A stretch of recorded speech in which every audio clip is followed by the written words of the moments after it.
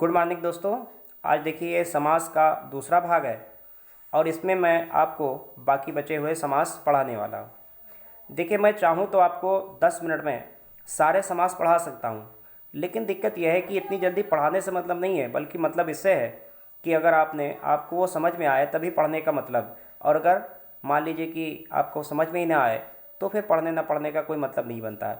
इसलिए मैं वीडियो को छोटी बनाता हूँ और लेकिन वो लंबी हो जाती है, क्योंकि जितनी देर में लोग पूरे समाज समझा सकते हैं, इतनी पूरे टॉपिक को ख़त्म कर सकते हैं, उसको मैं 2 गुना समय लेता हूँ ताकि आप अच्छे से समझ में आ जाए आपको। ठीक है, तो चलिए शुरू करते हैं। आपको वो द्विगु समास है जो इसका दूसरा समास है। इससे पहले आप तत्पुरुष समास पढ़ चुके हैं।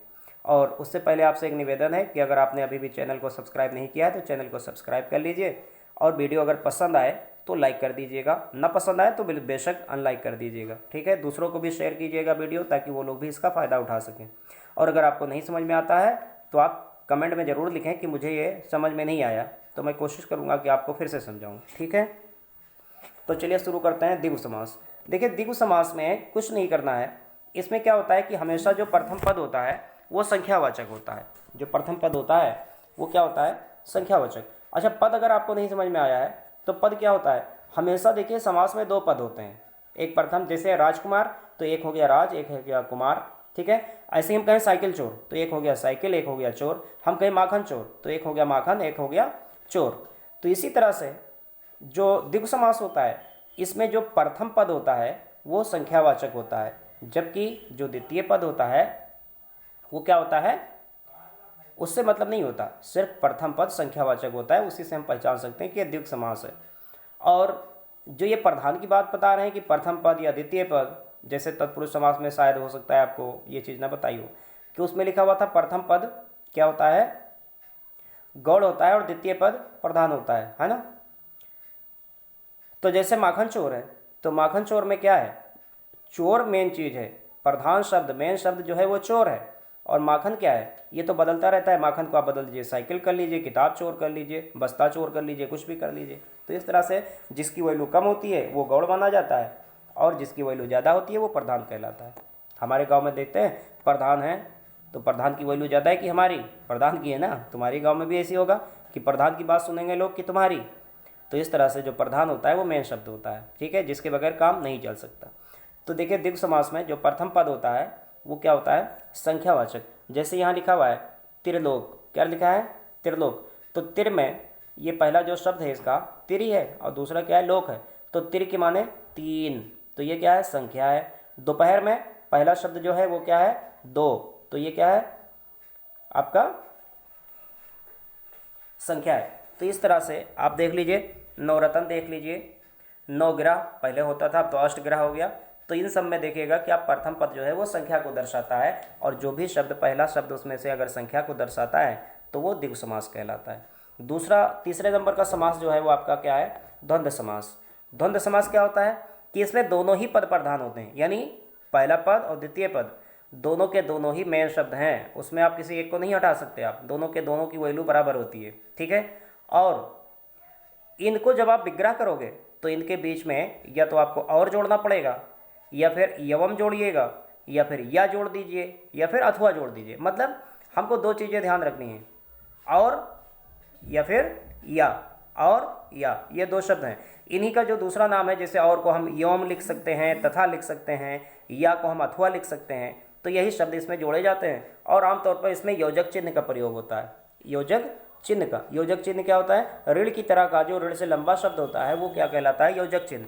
चलिए आपको शायद जो है वो शायद सारे चिन्ह भी नहीं पता होंगे।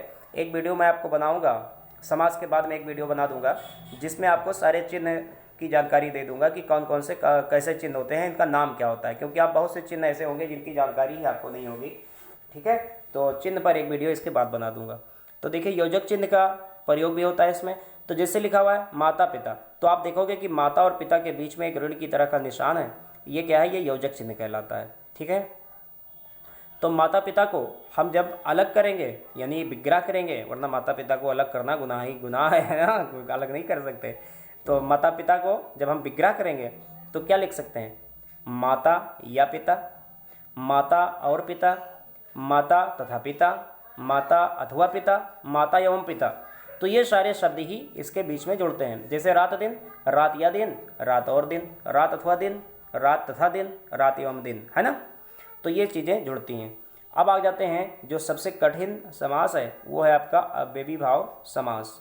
अव्ययीभाव समास क्या होता है कि इसमें जो प्रथम पद होता है वो प्रधान होता है, यानी मेन शब्द जो होता है वो पहला होता है और वो एक अव्यय होता है, वो एक अव्यय होता है। अब एक्चुअली आप अव्यय भी नहीं जानते हैं, तो मैं कोशिश करूंगा कि चूंकि आपको मैं ग्रामर हिंदी पढ़ा रहा हूं तो ऐसे कोई भी चीज़ छोड़ूंगा नहीं, चाहे वो आपके सिलेबस में हो चाहे ना हो, लेकिन मैं आपको सारी चीज़ें पढ़ाऊंगा, ऐसी ऐसी चीज़ें पढ़ाऊंगा जो आप कल्पना भी नहीं कर सकते कि ये भी चीज़ें क्या होती हैं। ऐसी सारी चीज़ें मैं पढ़ा दूंगा। तो यहाँ पर अव्यय जो है वो जैसे आप पढ़ते हैं noun, pronoun, adjective, verb, adverb, तो इसी तरह में हिंदी में एक होता है अव्यय, ठीक है, संज्ञा, सर्वनाम, इस तरह से क्रिया विशेषण और अव्यय। तो इस तरह से अव्यय होता है। तो अव्यय होता क्या है ये, हाँ, पहला पद होता है वो मेन शब्द होता है, वो एक अव्यय होता है, और जब ये दूसरे पद के साथ में मिल जाता है तो उसको भी अव्यय बना देता है। अब अव्यय क्या होता है, ये तो ना तो एक वचन होगा, ना बहुवचन होगा, ना पुल्लिंग होगा, ना स्त्रीलिंग होगा, और ना ही इसमें किसी भी प्रकार का बदलाव किया जा सकता है। मतलब ये है कि जो अव्यय होता है उसको आप बदलाव नहीं कर सकते।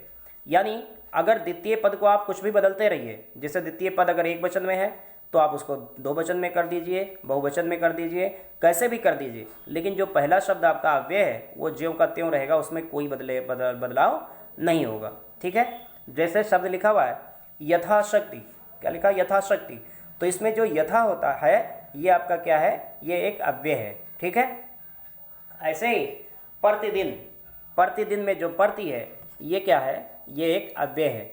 अब मेन शब्द तो ये है, लेकिन ये दूसरे के साथ मिलकर के उसको भी एक अव्यय बना देता है। अब जब देखिए, जब दोनों मिलकर के दोनों ही अव्यय बन जाएंगे तो इसका मतलब दोनों में स्त्रीलिंग पुल्लिंग से कोई मतलब नहीं रह जाएगा, एक वचन बहुवचन से मतलब नहीं रह जाएगा। यानी कि अगर हम ये कहें कि वो के बजाय हम लड़की का नाम लिख लेते हैं, अगर हम ये लिख दें कि राधा, अगर हम ये लिख दें कि राधा प्रतिदिन स्कूल जाती है, अगर हम ये लिखें कि राधा प्रतिदिन स्कूल जाती है, ठीक है, तो यहाँ पर देखिएगा ये प्रतिदिन जो है ये आपका जैसे है ऐसे रहेगा। तब जब हम राधा के बजाय हम लिख दें राजा, हम लिख दें राजा प्रतिदिन स्कूल जाता है, तो आप देखोगे कि यहाँ पर जब स्त्रीलिंग था तो भी प्रतिदिन ही लिखा गया, जब पुल्लिंग हो गया तो भी ये प्रतिदिन का प्रतिदिन ही रहेगा। यानी हम ये नहीं कर सकते कि हम प्रतिदिनों कर दें या कुछ और कर दें। इसी तरह से अगर हम यहाँ पर राधा या राजा की बजाय हम इसको बहुवचन में लिख लें, एक वचन था बहुवचन कर दें कि बच्चे प्रतिदिन स्कूल जाते हैं, तो आप यहाँ पर देखिएगा कि ये बहुवचन हो गया। तो जब बहुवचन हो गया तो प्रतिदिन के बजाय प्रतिदिनों हो जाना चाहिए, क्योंकि बहुवचन के साथ बहुवचन लगता है, बहुवचन लगता है। लेकिन ऐसा नहीं होता है, जो अव्यय होते हैं उसमें एक वचन, बहुवचन, स्त्रीलिंग, पुल्लिंग में कोई बदलाव नहीं हो सकता। जबकि अगर हम यही कहेंगे कि बच्चे किताब पढ़ते हैं तो ये गलत होता है, बच्चे किताबें पढ़ते हैं, क्योंकि बहुत से बच्चे हैं, बहुत सी किताबें हैं, तो आप देखोगे कि बच्चे के साथ किताब नहीं किताबें लगता है। जबकि अगर एक लड़का कहोगे तो एक लड़का किताब पढ़ता है, वहाँ किताबें नहीं लगा सकते। लेकिन अव्यय जो होता है उसमें क्या होता है, उसमें कोई बदलाव नहीं होता है, ज्यों का त्यों रहता है। तो अगर ऐसी कोई चीज़ है जो आपको पहले अजीबोगरीब लगता हो, जैसे यथा और प्रति मैंने आपको बताया, तो वो आपका अव्यय है और उसमें कोई बदलाव भी नहीं होता है और वो आपको अजीब सा शब्द लगता है, और साथ में आप उसको एक वचन बहुवचन सबके साथ लगा कर देख सकते हो कि बदलाव अगर ना हो तो समझ लीजिए वही अव्यय है। और एक स्पेशल चीज़ होती है कि इसमें किसी भी शब्द की अगर पुनरावृत्ति हो जाए तो उसमें भी क्या होता है, अव्ययीभाव समास ही कहलाता है। जैसे धीरे धीरे, रातों रात, तो इसमें सब में क्या है, ये एक अव्ययीभाव समास होगा। अगला समास जो आपका है वो आपका है कर्मधारय समास। क्या है, कर्मधारय समास। तो कर्मधारय समास क्या होता है कि इसमें देखिएगा जब विग्रह किया जाता है तो इसके बीच में हमको जोड़ना क्या होता है, रूपी, है जो, जैसा, समान, ये शब्द इसमें जोड़े जाते हैं। और इसमें जो उत्तर पद होता है यानी कि द्वितीय पद जो होता है वो प्रधान होता है, और इसके अतिरिक्त प्रथम पद और द्वितीय पद में विशेषण विशेष या फिर उपमेय उपमान का संबंध पाया जाता है। अब देखिए विशेषण विशेष आपको नहीं पता होगा, ये भी आपको पढ़ाना पड़ेगा। तो विशेषण विशेष का संबंध होता है या फिर उपमेय उपमान का संबंध होता है। ठीक है, उपमेय उपमान आपको उपमा अलंकार जब आप पढ़ेंगे तो समझ जाएंगे। उपमेय और उपमान क्या होता है। उपमेय वो होता है जिसकी उपमा दी जाए। जैसे अगर हम कहें कि तुम्हारा चेहरा चांद की तरह सुंदर है, तो जो तुम्हारा चेहरा है वो क्या है, उपमेय है, और उपमान क्या है, वो चांद है। ठीक है, तो जिसकी तुलना की जाए वो उपमेय होता है और जिससे तुलना की जाए वो उपमान होता है। और विशेषण विशेष क्या होता है, विशेषण विशेष भी जो आपका विशेषता जिसकी बताई जाती है, जो विशेषता वो विशेषण होता है। ठीक है, और विशेष क्या होता है, उस विशेषण को जोड़ करके जो एक स्पेशल शब्द बन जाता है वो विशेष कहलाता है। ठीक है, जैसे चलिए आगे इसके चलते हैं। विशेषण विशेष में आएंगे तो आपको टाइम लगेगा। ठीक है, आप आगे समझ जाओगे। जैसे यहाँ लिखा हुआ है स्त्री रत्न, स्त्री रत्न, इसमें आप याद रखिएगा कर्मधारय समास को पहचानने का तरीका कि हमेशा इसमें रूपी है जो जैसा समान आदि आता है, और इसमें हमेशा विशेषण विशेष या फिर उपमेय उपमान का संबंध पाया जाता है। जैसे स्त्री रत्न, तो स्त्री रत्न में हम क्या जोड़ सकते हैं, बीच में क्या जोड़ेंगे, स्त्री रूपी रत्न, स्त्री रूपी रत्न। ठीक है, तो आप यहाँ पर आप देखोगे कि यहाँ पर दोनों के बीच में एक संबंध पाया जाता है। अब देखोगे आप क्रोधाग्नि, क्रोधाग्नि यानी कि क्रोध रूपी अग्नि, क्रोध रूपी अग्नि। तो आप यहाँ देखोगे कि क्या है कि अग्नि जो है वो किस चीज़ की है, वो क्रोध की अग्नि है। ठीक है, तो ये विशेषण विशेष है। आप देखोगे महात्मा, महात्मा यानी महान है जो आत्मा, उसी को कहा जाता है महात्मा। ठीक है, अब इसमें आत्मा की विशेषता क्या है, यानी कि उसकी एक विशेषता बताने वाला शब्द कोई ऐसा शब्द हो, और उस द्वितीय जो शब्द हो वो कोई द्वितीय शब्द का अगर कोई विशेषता बताने वाला शब्द पहले जुड़ा हुआ होगा तो वो विशेषण विशेष का मतलब होता है। यानी जिसकी विशेषता बताई जाती है वो विशेष होता है, और जो शब्द विशेषता बताए वो विशेषण कहलाता है। तो देखिएगा महात्मा, तो आत्मा की विशेषता क्या है कि वो महान है, तो यहाँ पर विशेषण विशेष का संबंध पाया जाता है। इसी तरह से मृग नयन, मृग के समान नयन, मृग माने हिरण होता है, और दुनिया में सबसे ज़्यादा खूबसूरत आँखें हिरणों की होती हैं, मतलब हिरण की होती हैं। ठीक है, तो मृग नयन, मृग के समान नयन। तो यहाँ पर क्या है, आप नयनों को मृग के नयनों के समान बताया गया है। नयनों की जो है विशेषता क्या है कि वो मृग की तरह है। यहाँ पर उपमेय और उपमान का संबंध पाया जा रहा है, क्योंकि नयन की उपमा दी जा रही है किसके साथ में, मृग के साथ में। ठीक है, तो यहाँ पर कर्मधारय समास है। और आखिरी समास जो आपका है बहुब्रीहि समास। तो बहुब्रीहि समास में क्या होता है कि इसमें ना तो प्रथम पद प्रधान होता है और ना ही द्वितीय पद प्रधान होता है, बल्कि दोनों पद मिल करके जो तीसरा आदमी कोई प्रधान बनता है, तीसरा पद प्रधान होता है। ठीक है, न पहला शब्द मेन है न दूसरा शब्द मेन होगा, बल्कि दोनों शब्दों के मिक्सचर से कोई तीसरा सांकेतिक शब्द निकलेगा, सामने आपको नहीं दिखेगा, लेकिन वो सांकेतिक रूप से आपके सामने शब्द होगा। और ये भी एक आपको ट्रिक बता दें कि जो इस तरह के शब्द मिलेंगे वो 99% ऐसा होगा कि या तो वो राक्षस होंगे या तो फिर देवी देवता ही होते हैं।